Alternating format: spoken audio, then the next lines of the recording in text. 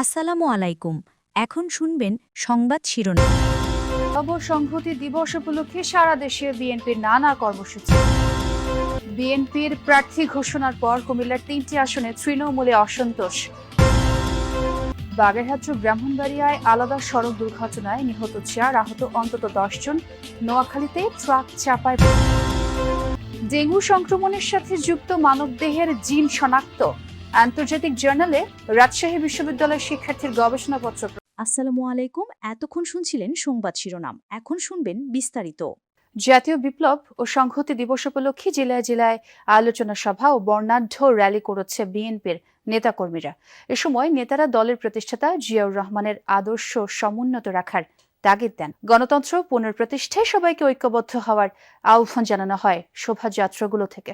জাতীয় বিপ্লব ও সংহতি দিবস উপলক্ষে ভোলায় র্যালি বের করে বিএনপি। এতে স্বতঃস্ফূর্তভাবে অংশ নেয় দলের নেতাকর্মীরা। জেলা বিএনপির আয়োজনে শোভাযাত্রাটি শহরের নতুন বাজার, বাংলা স্কুল মোড় সহ বিভিন্ন সড়ক প্রদক্ষিণ করে। পরে দলীয় কার্যালয়ের সামনে গিয়ে শেষ হয় র্যালিটি। এর আগে জেলা সরকারি স্কুল মাঠে আলোচনা সভায় জিয়াউর রহমানের বিভিন্ন অবদানের কথা তুলে ধরেন বক্তারা। বিএনপির কেন্দ্রীয় নির্বাহী কমিটির সদস্য মিজানুর রহমান মিনু পরে দোয়া ও আলোচনা সভায় তিনি বলেন, ৭ নভেম্বর সার্বভৌমত্ব রক্ষায় ঐক্যবদ্ধ আন্দোলনে নেমেছিলেন সবাই। সেই দীক্ষায় গণতন্ত্র প্রতিষ্ঠায় সবাইকে একসাথে কাজ করার আহ্বান জানান তিনি।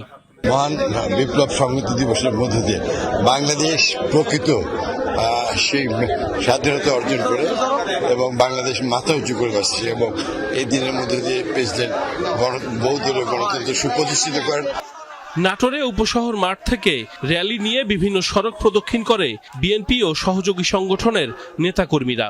এর আগে দলীয় সভায় বিএনপির কেন্দ্রীয় নেতা রুহুল কুদ্দুস তালুকদার দুলু বলেন, দেশের স্বাধীনতা, গণতন্ত্র ও সার্বভৌমত্ব রক্ষায় কাজ করে গেছেন প্রয়াত রাষ্ট্রপতি জিয়াউর রহমান। তার আদর্শ বিনষ্ট হওয়ায় পরবর্তীতে দেশে স্বৈরাচারী শক্তি গড়ে ওঠে। শহীদ প্রেসিডেন্ট জিয়াউর রহমানের সেই আদর্শকে বারবার এই বিচ্যুতি ঘটার কারণে পরবর্তীকালে কুমিল্লার ৩টি আসনে বিএনপির সম্ভাব্য প্রার্থীর মনোনয়ন ঘোষণায় তৃণমূলে অসন্তোষ। প্রতিদিনই চলছে বিক্ষোভ সহ নানা কর্মসূচি। কোথাও কোথাও অবরোধ করা হচ্ছে রেলপথ ও সড়কপথ। তবে ত্রয়োদশ জাতীয় নির্বাচনের আগে দলীয় বিবাদ মিটিয়ে সুষ্ঠু নির্বাচনের দিকে পা বাড়াবে বিএনপি, এমন প্রত্যাশা সাধারণ মানুষের। কুমিল্লা নোয়াখালী আঞ্চলিক মহাসড়কে মশাল মিছিলের দৃশ্য। টায়ার জ্বালিয়ে সড়কে বিক্ষোভ করে কুমিল্লা ১০ লালমাই নাঙ্গলকোট সংসদীয় আসনে মনোনয়ন বঞ্চিত মোবাশ্বের আলম ভূঁইয়ার অনুসারী বিএনপির একাংশের নেতাকর্মীরা। একই দাবিতে নাঙ্গলকোট রেল স্টেশন এলাকায় ১ ঘণ্টা রেলপথেও বিক্ষোভ করেন তারা। আন্দোলন সংগ্রামে জননেতা জনাব মোবাশ্বের আলম ভূঁইয়া ১৫০০টি মামলা তিনি মোকাবেলা করেছেন, নেতা কর্মীদের খবর নিয়েছেন। 17 বছরে একটি মামলা নাই, কারো কোনো নেতা কর্মীর পাশে ছিল না, কখনো ছিল না, পুরো আওয়ামী লীগের হয়ে কাজ করছে। সেই অবস্থায় মনোনয়নটা তৃণমূলের রক্তক্ষরণ হয়েছে। আজকে 17 বছরের আন্দোলন বিএনপি নেতা কর্মীদের নির্যাতনের শিকার হয়ে বিএনপির নেতার মোবাশ্বের আলম ভূঁইয়ার এই নির্বাচনে অংশগ্রহণ করার একমাত্র দাবিদার। সম্প্রতি কুমিল্লার 11টি সংসদীয় আসনের মধ্যে 9টিতে বিএনপির সম্ভাব্য প্রার্থীর নাম ঘোষণা করা হয়। এরপর থেকে 3টি আসনের মনোনয়ন বঞ্চিত প্রার্থীদের সমর্থকদের মধ্যে দেখা দেয় উত্তেজনা। এ নিয়ে প্রতিদিনই আন্দোলন করে যাচ্ছেন তারা। উনি 2008 সালে নৌকা মার্কা প্রকাশ্যে ভোট দিয়েছেন এবং দলের বিরুদ্ধে গিয়ে উনি আনারস মার্কা নির্বাচন করে 600 ভোট পেয়েছিলেন। এই অবৈধ গফুর ভূঁইয়াকে আমরা প্রতিহত করতে চাই। কোন বিএনপি লোক এখানে চাঁদাবাজি করে নাই। একটি মহল আছেন যারা আসে আমলিক সময়, সে আমলিক, সে বিএনপি সময় সেই বিএনপি নতুন সৃষ্টি হয়ে তারা এই দেশে চাঁদাবাজি করার সৃষ্টি করতেছে। আব্দুল গফুর ভূঁইয়ার 3 জেলার সড়ক দুর্ঘটনায় প্রাণ হারিয়েছেন 5 জন, আহত হয়েছেন 10 জন। বাগেরহাটে মোংলা খুলনা মহাসড়কের তেতুলিয়া ব্রিজ এলাকায় সড়ক দুর্ঘটনায় 2 জন নিহত হয়েছেন, আহত হয়েছেন 7 জন।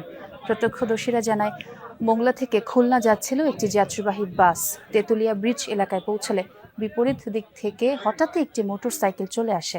বাসের চালক হার্ড ব্রেক করলে সড়কের পাশের খাদে উল্টে পড়ে যায় বাসটি। আর ঘটনাস্থলেই প্রাণ হারান বাসের 2 যাত্রী। ব্রাহ্মণবাড়িয়ার সরাইলে ট্রাক চাপায় অটোরিকশা চালক সহ 2 জন নিহত হয়েছেন। সকালে উপজেলার বাড্ডা বাজার এলাকায় সরাইল নাসির নগরের আঞ্চলিক সড়কে এই ঘটনা ঘটে। স্থানীয়রা জানায় সদর উপজেলার মৈন্দু গ্রামের মুসলিম মিয়া সকালে অটোরিকশা যোগে সরাইল বাজারে যাচ্ছিলেন। বাড্ডা বাজার এলাকায় পৌঁছালে বিপরীত দিক থেকে আসা একটি ট্রাক চাপা দেয় অটোরিকশাটিকে। এতে ঘটনাস্থলেই মারা যান মুসলিম মিয়া ও অটোরিকশা চালক মোহাম্মদ ইউসুফ। খবর পেয়ে মরদেহ উদ্ধার করে থানায় নেয় পুলিশ। এই ঘটনায় ট্রাকটি জব্দ করা হচ্ছে, আটক করা হয়েছে চালককে। নোয়াখালী সদরে বাস চাপায় সিএনজি অটোরিকশা আরোহী এক শিশু নিহত হয়েছে, আহত হয়েছেন 3 জন। সকালে সদরের জেলা পরিষদের সামনে এই ঘটনা হয়।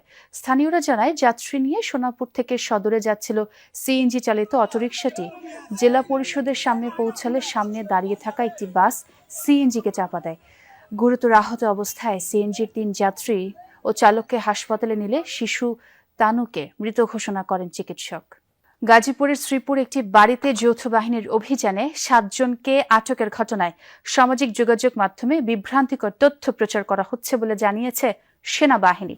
সকালে গাজীপুরে ধান গবেষণা ইনস্টিটিউটে অস্থায়ী সেনা ক্যাম্পে এক সংবাদ সম্মেলনে এই কথাই বলেছেন 14 ফিল্ড রেজিমেন্ট আর্টিলারির অধিনায়ক।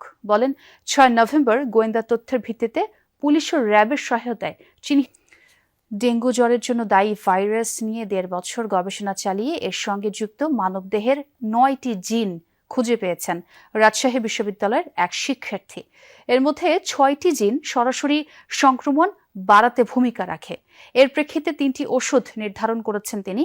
গবেষণাটি এরই মধ্যে আন্তর্জাতিক জার্নালে প্রকাশিত হয়েছে। গবেষক ও বিশেষজ্ঞরা বলছেন, নতুন এই গবেষণা ডেঙ্গু জ্বরের চিকিৎসার জন্য এক নতুন দুয়ার খুলতে পারে। তারা বলছেন, সরকারি উদ্যোগে ডাটাবেস তৈরির মাধ্যমে এই গবেষণায় ভালো ফলাফল পাওয়া সম্ভব।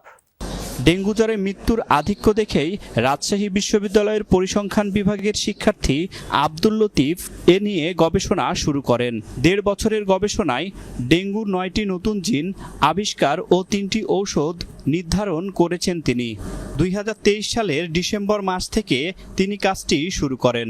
এবছর 7 অক্টোবর আন্তর্জাতিক জার্নাল PLOS ONE-এ ফলাফল সহ গবেষণাটি প্রকাশিত হয়।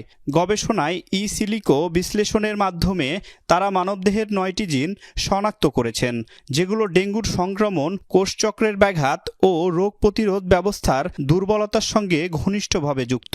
গবেষণায় 3টি ওষুধ শনাক্ত করা হয়েছে, যেগুলো ভবিষ্যতে ডেঙ্গুর চিকিৎসায় কার্যকর হতে পারে বলে মনে করছেন গবেষকরা। কিছু জিনই আমরা